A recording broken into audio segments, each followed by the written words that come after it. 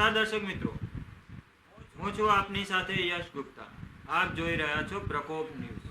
સમાચારની વાત કરીએ તો એક કદમ શિક્ષણ તરફ.